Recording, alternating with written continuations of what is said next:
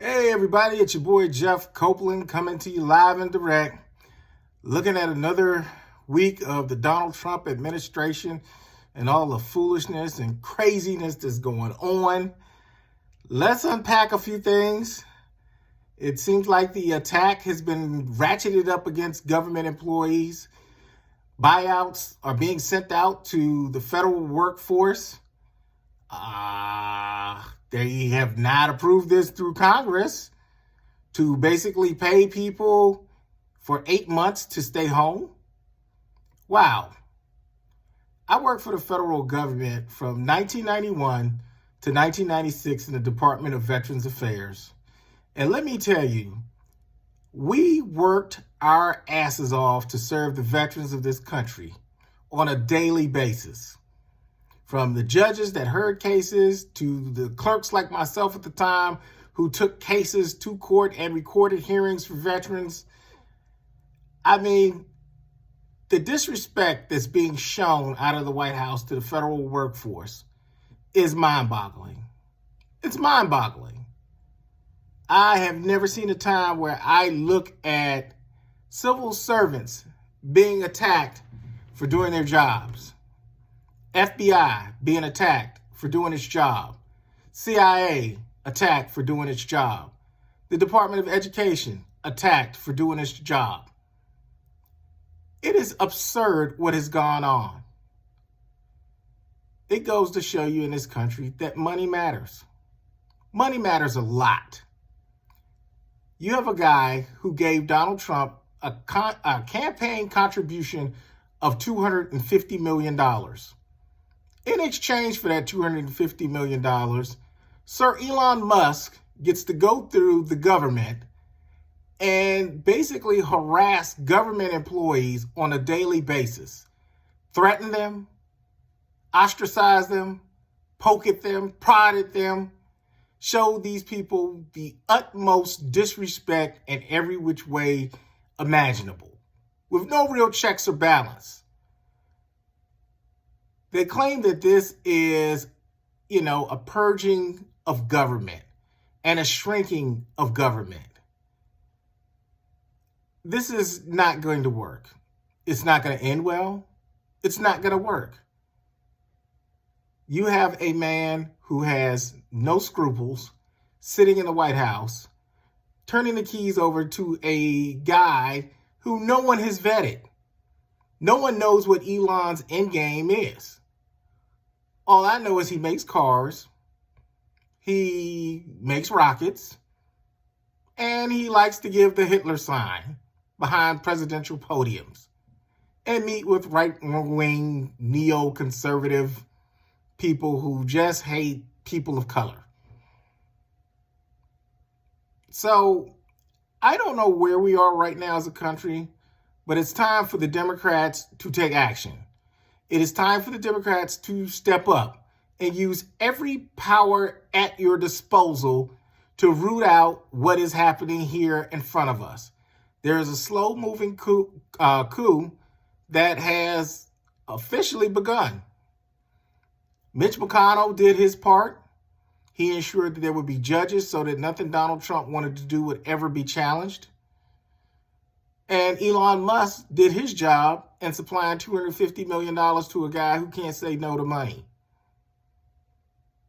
So now we have a problem, a real problem.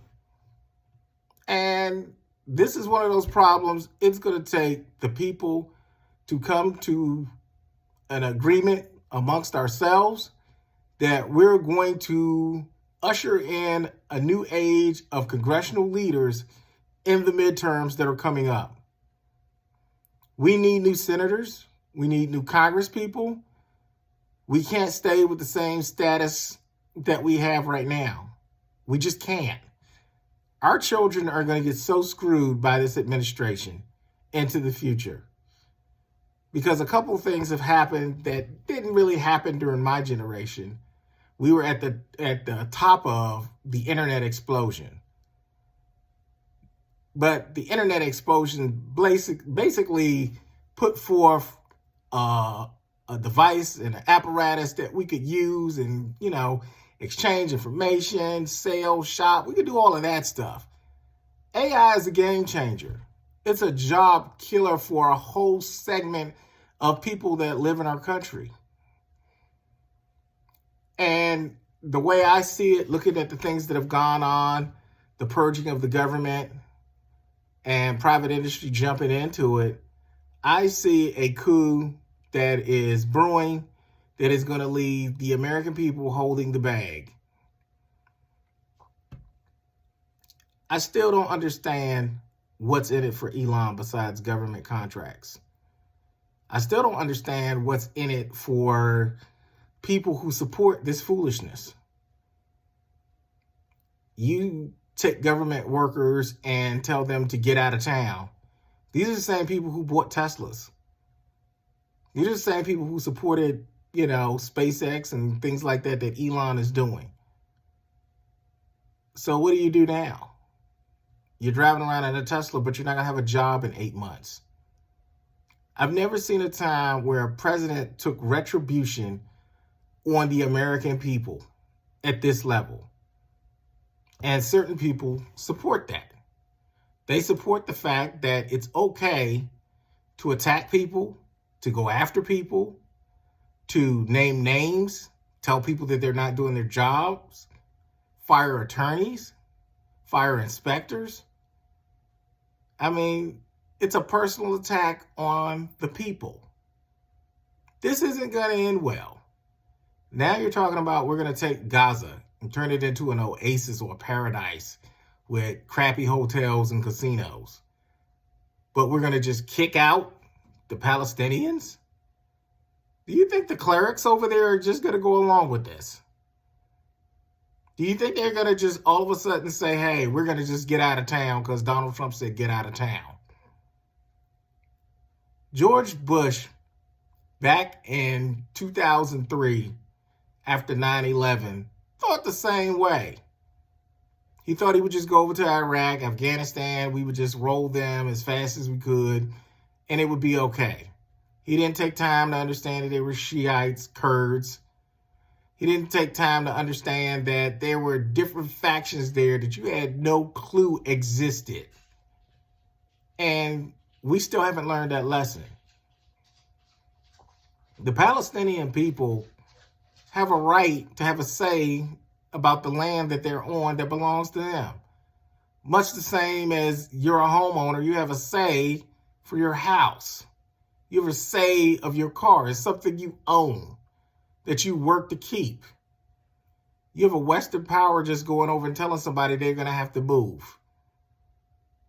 That's not how you do things. And we're at a point now, we have to have self-correction. And the only way that we're going to have self-correction is to clean house in the midterms. That means we have to start looking at candidates now. We have to start looking at people now to run for public office. We have to start looking at people who want to go out and do the right thing. We have to root all Republicans out of office that supported Donald Trump. Every last Republican who supported a guy with 34 felonies and a civil rape conviction must go. With the same vigor that he is orchestrating right now to kick out federal employees, we need to have that same energy in 2 years to push out people who support Donald Trump. That is a mandate. That means you're going to have to get up off your ass and vote. You're going to have to get up off your ass and run for a public office. You got to get up off your ass and find some way to be effective as far as change in our community. And I say that to say this. The Democrats aren't always perfect. They kind of play their hands with a lot of small niche issues that we did pay at the polls because of it. But it doesn't mean that those issues give a hammer to a president to destroy the country and mold it into something he wants it to be, in a sense that the people have no say. 20% of black men voted for him, and I hammer them all the time I can. It was a damn shame. 48% of Hispanics, damn shame. I don't discuss white people's vote because that's something that's totally out of my hands. But minority votes, people who look like me, who come from similar backgrounds like me, you have no reason or any rationale for supporting the Republican Party. There's nothing in it for you. And Donald Trump has proved that point. He's proved it his first 2 weeks in office. The brown have to go. The black have to get back. And that's just how he thinks. There's always been a misconception about Donald Trump that he's not racist. He has a way of thinking, but he loves all people. He does photo ops with black people who are rich, who are famous. It is not him embracing your culture. John Jones, Snoop Dogg, Rick Ross, Candace Owens.